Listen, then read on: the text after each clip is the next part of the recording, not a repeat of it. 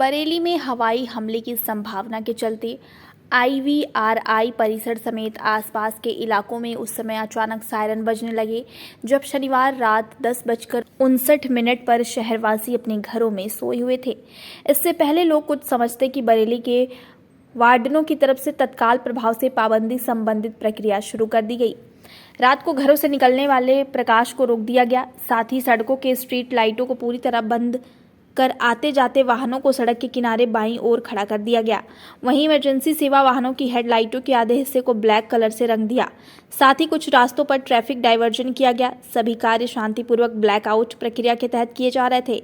इस दौरान आसमान में मंडराते हुए हवाई जहाजों की आवाज सुनाई दी। कुछ सेकेंड में बम के धमाके के साथ बचाव बचाव की आवाज़ें आने लगी। जब दुश्मन का हवाई जहाज वापस लौट गया तो 2 मिनट लगातार ऊंची आवाज़ में सायरन बजाकर जनता को ऑल क्लियर का संकेत देकर खतरा टल जाने की जानकारी दी गई। चीख पुकार की आवाज़ों के बीच देखा तो पेट्रोल पंप पर आग की लपटें नजर आई, जहां नागरिक सुरक्षा के गृह अग्निशमन दल के सदस्य दौड़ते हुए पहुंचे और ऑक्सीजन का संपर्क खत्म कर कंबल से छोटी आग को बड़ी होने से बचाया।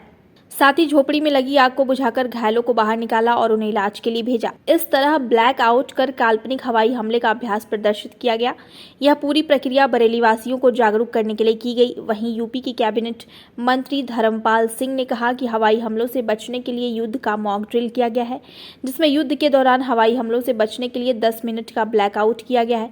बरेली के बाद अब लखनऊ और गोरखपुर में भी युद्ध का मॉक ड्रिल किया जाएगा। उन्होंने कहा कि हवाई हमलों से निपटने के लिए हमारे पास बंकर नहीं है। हमारा देश अखंड भारत बनेगा, जिसकी आन बान शान को कोई चैलेंज नहीं कर सकता है। हवाई हमलों से आम नागरिक कैसे सुरक्षित रहे, आज नागरिक सुरक्षा में लगे चीफ वार्डन सहित जिले के प्रशासनिक अधिकारी, जिलाधिकारी, वरिष्ठ पुलिस अधीक्षक और उनकी पूरी टीम ने जो सहयोग देकर यहाँ जो ये स्थान चुना, ये स्थान बहुत महत्वपूर्ण है। IVRI अंतर्राष्ट्रीय स्तर का प्रतिष्ठान है। यहाँ पर हवाई अड्डा भी है और महत्वपूर्ण स्थान है। तो जो मॉक ड्रिल में, ये प्रदर्शन में वास्तविक ऐसे लग रहा था कि हमारे नागरिक इस युद्ध में फंसे हुए हैं, हमलों में बचाव बचाव की आवाज़ आ रही है। तो एक वास्तव में एक अच्छा प्रदर्शन करके ये बहुत अच्छा कार्य किया है, सराहनीय कार्य किया है। क्योंकि हमारे पास बंकर नहीं है हवाई हमलों से बचने के लिए। तो इसलिए यहाँ मेरे मन में ये आया कि बरेली में पहली बार इस तरीके से एक अभ्यास कराया जाए नागरिकों को कि हवाई हमलों से हम कैसे बच सकें। अभी DM बरेली मुझे बता रहे थे, मैं पूछ रहा था क्या है, बोले जो लेट जाएगा ज़मीन पर वो ज़्यादा सुरक्षित है। और वास्तव में हमने देखा कि जो लेटा हुआ व्यक्ति, यहाँ लेटे हुए लोग थे क्योंकि रेंज से नीचे थे, गैसेज भी उस पर काम नहीं करती। तो इसलिए आज के इस नागरिक सुरक्षा के अभ्यास को मैं अपने सिविल डिफेंस के चीफ वार्डन सहित और बरेली ज़िले के प्रशासन सहित बधाई देता हूं।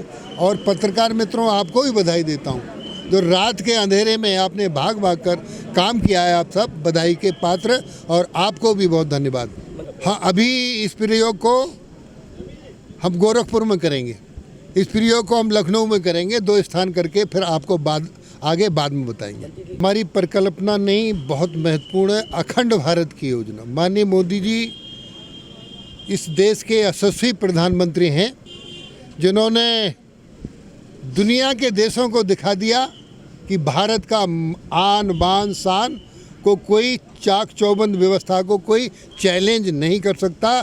इसी का एक दृश्य यहाँ आज बरेली जनपद में नागरिक सुरक्षा के पदाधिकारियों के द्वारा, अधिकारियों के द्वारा, जिला प्रशासन के द्वारा किया गया है।